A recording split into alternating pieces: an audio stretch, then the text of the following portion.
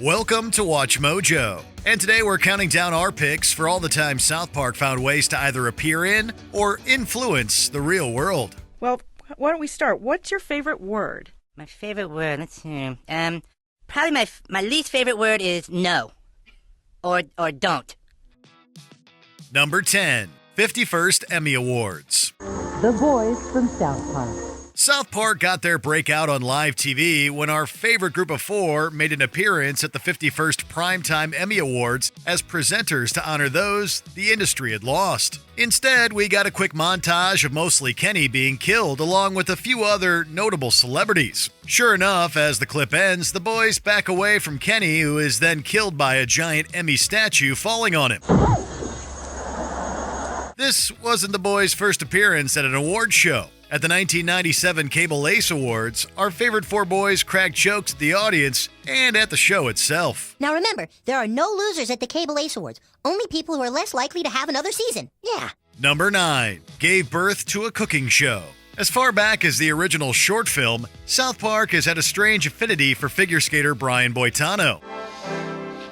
Did someone say my name? He was even featured in a musical segment in the feature film South Park, Bigger, Longer, and Uncut. And we'll save Terrence and Phillip too, cause that's what Brian Boitano do. And we'll save Terrence and Phillip too, cause that's what Brian Boitano do.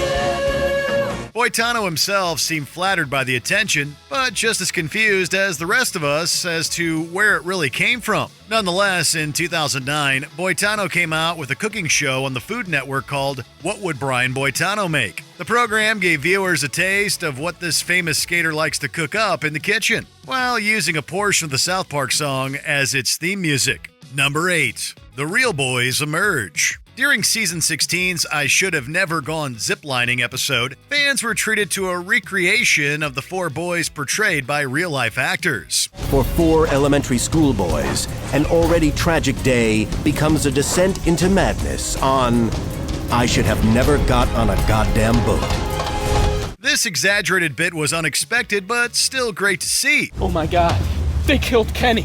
You bastards! No, not they, you! Look what your ziplining idea has done! You killed Kenny, you're the bastard! It wasn't my idea, it was yours! But the best version of these four boys came 2 seasons later in Grounded Vindaloop. Cartman, Kenny, Stan, Kyle, and Butters are all experimenting with VR goggles, even going as far as to convince Butters the simulation is real. Okay! It's so realistic! The snow looks kind of fake, though! The best part of this episode, however, is at the end when Stan takes off the headpiece, and we're treated to 4 live-action children portraying the boys. Nothing can possibly beat Stan's closing line when he says, "It's pretty cool, but the graphics suck."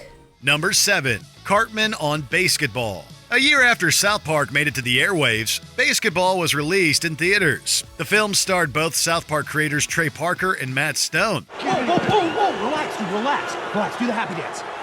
We just lost a game. Do the happy dance!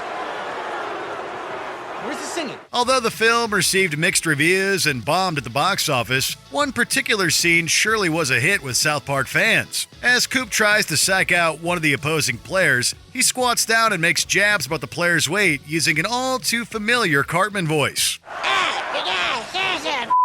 It's not quite a live-action version of this infamous character, but it certainly came pretty close. This is just like when we got our money back for BASEketball. Number 6, The Aristocrats. You guys want to hear a funny joke my grandpa told me?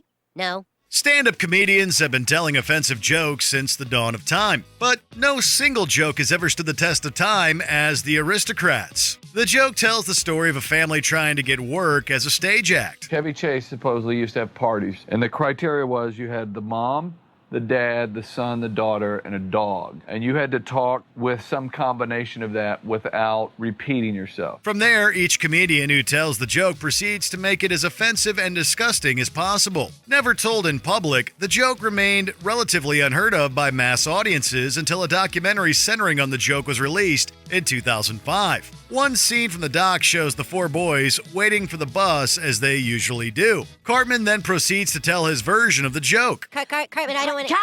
Will you hold on, please? It's far more vile and disturbing than anything seen on the show, which says a lot. I don't get it. Neither do I. Number 5, Symphony of Music. I'm going down South Park, gonna have myself For all of its offensive jokes and outlandish humor, music has and continues to be an integral part of many of South Park. From songs about Kyle's mom to the hilarious gay fish number, Trey Parker's love of music bleeds through the show and is palpable. I wanted to be free with other creatures like me, and now I got my wish.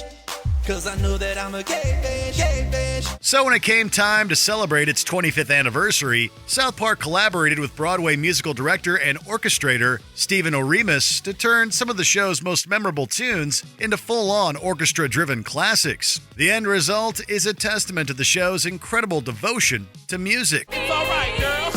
Making love to other gay fish. Gay fish. Number 4. Cartman on NPR. What sound or noise do you love? The sound of people who I don't like crying. Because the tears running down their cheeks actually make a noise that's like a sweet sound.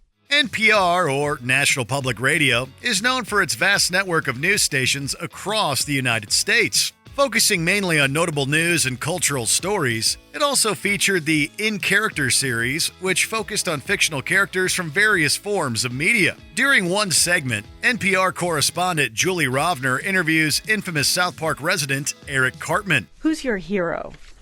This might sound kind of egotistical, but it's actually, I'd have to say myself.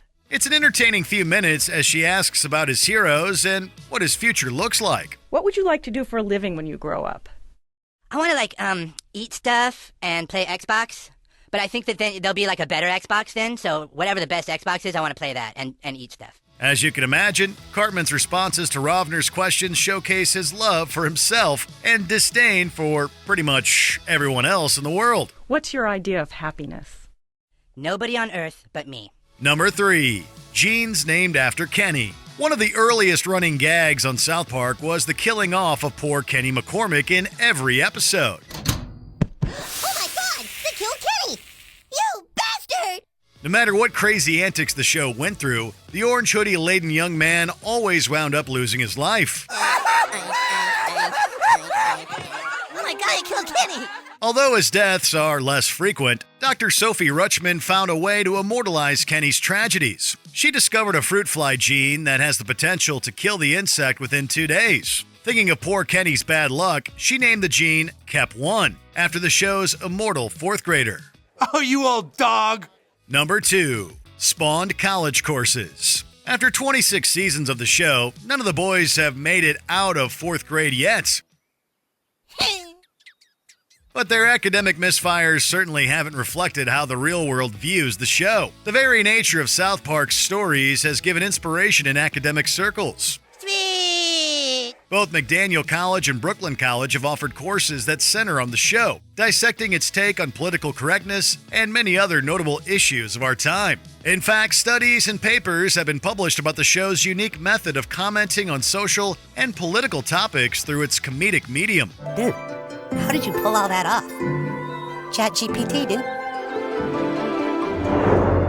Before we continue, be sure to subscribe to our channel and ring the bell to get notified about our latest videos. You have the option to be notified for occasional videos or all of them. If you're on your phone, make sure you go into your settings and switch on notifications. Number 1. Influenced the law. One of the most infamous trial cases of the 1990s was that of O.J. Simpson. He was accused of the murder of his ex-wife Nicole Brown Simpson and Ron Goldman. Defense lawyer Johnny Cochran infamously used the line, "If it doesn't fit, you must acquit," to influence jurors into a not guilty verdict. South Park mocked this defense in a Season 2 episode where Chef goes on trial and the prosecution starts talking about Chewbacca from Star Wars to purposely confuse the jury. Now think about that. That does not make sense. Since the episode aired, the Chewbacca defense has become widely known as a tactic by attorneys to sway the jury using arguments that are devoid of reason or logic. If Chewbacca lives on Endor, you must acquit. The defense rests. Okay, then. Wow, he's good. What's your favorite spill of this notable animated comedy into the real world? Let us know in the comments. Oh, God! That's right! Oh, God! That's right! Did you enjoy this video? Check out these other clips from WatchMojo and be sure to subscribe and ring the bell to be notified about our latest videos.